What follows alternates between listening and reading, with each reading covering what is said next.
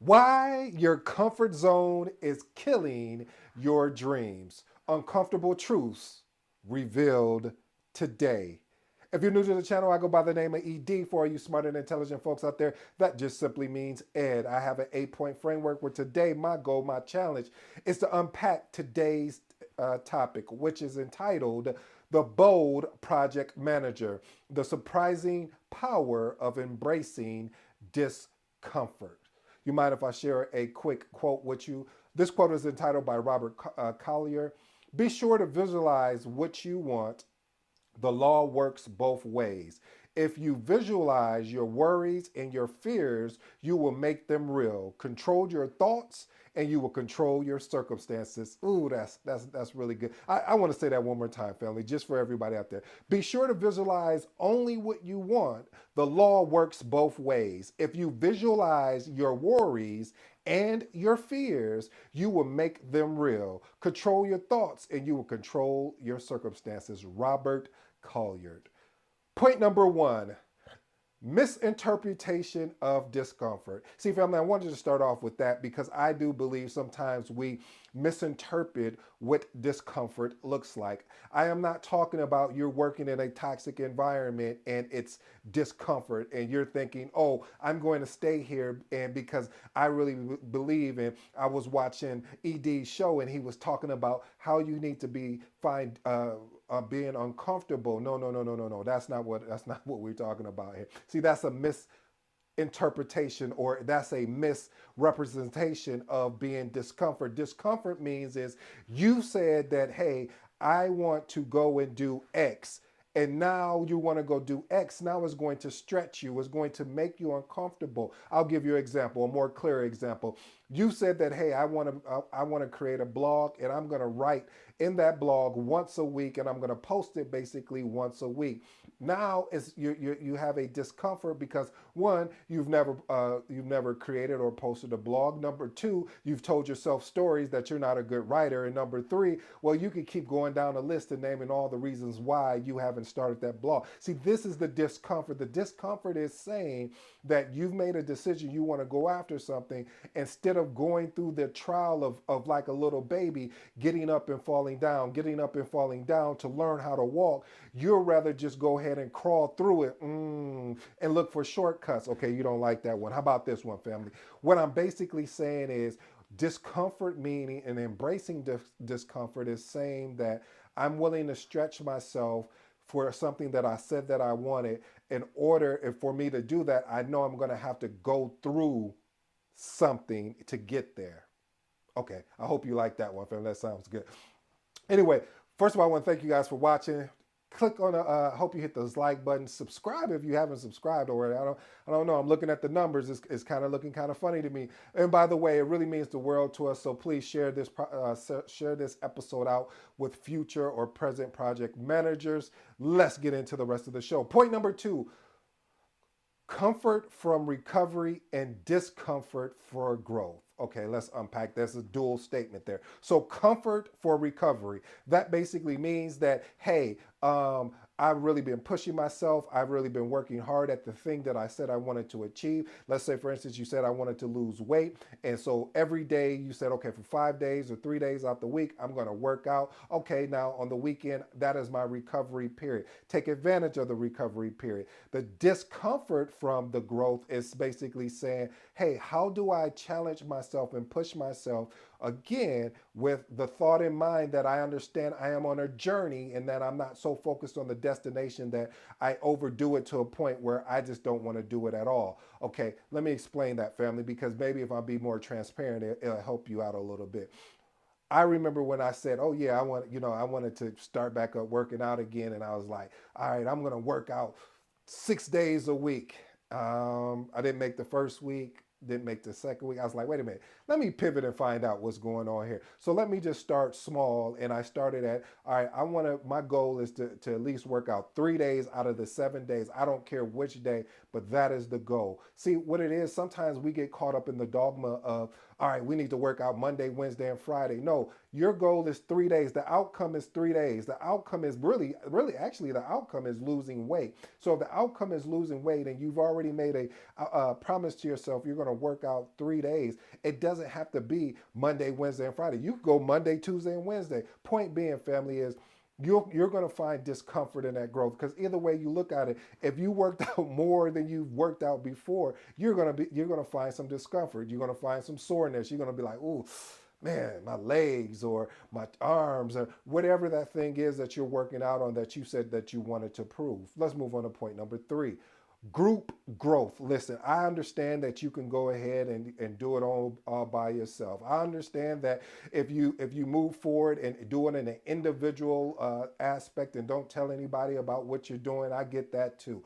But let me tell you something, family. When you have a group, or you're part of a mastermind or a mentor that's holding you accountable, and these are like-minded individuals. See, when you get around like-minded individuals, it makes you dream higher. It makes you inspire higher. It makes you want to be more than what you thought that you could be, because now you have visual representation. You have mental representation, because you're like, man, if that person did it, why couldn't I do it? I mean, they even said that we're no different. Matter of fact, they even gave me a compliment and said I could be bigger than them. So if that's the case, then what am I waiting for? I'm probably waiting for the perfect time, huh?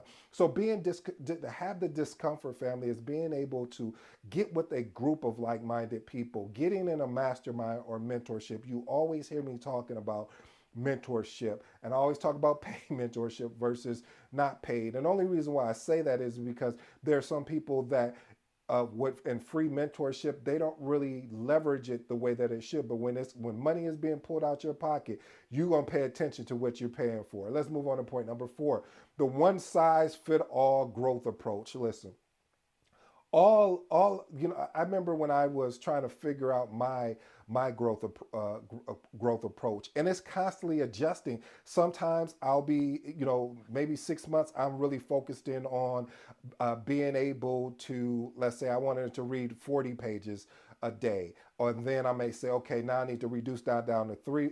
I mean, in my 3 months term, I'm only going to read 20 pages. Point I'm trying to make is, reflect on your past experiences to identify which type of discomfort had led to the most significant growth for you, and seek similar opportunities. That just translates of tailoring your strategies to fit your unique personality, circumstances, and goal. Those three are key areas: personality, circumstances, and goals. I'm not asking you to baby yourself, but you know your schedule, you know your circumstances. And if, because you know that, just because you've seen John, that he gets up at 5 o'clock in the morning, did you look at John's background to see maybe he's single, maybe John doesn't have any kids, maybe. So there's a lot of things that are in question there. So you need to understand what is going to fit your circumstances, and then go all in, and then continuously to adjust. It's just like Scrum. If you're running a Scrum type project, having the ability to pivot. This is all about being discomfort.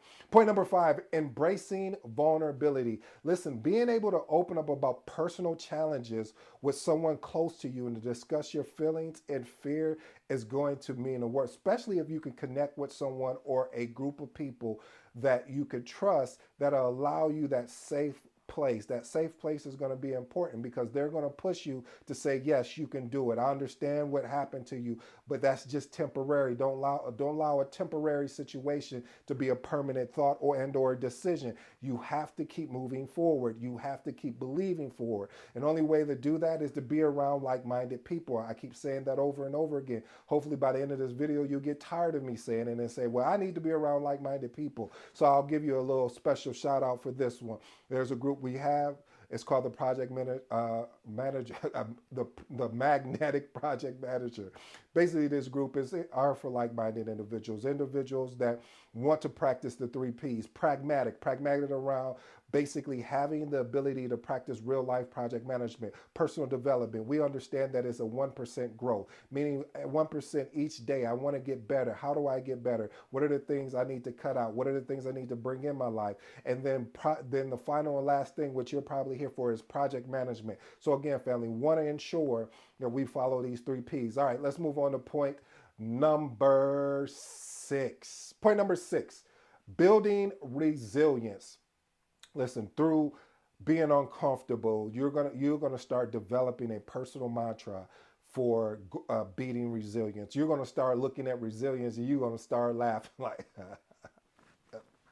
all right, well, that's what it is. And you're going to find ways to push through it because you identify, okay, let me give you a more clear and actionable step. Every morning I share this, family.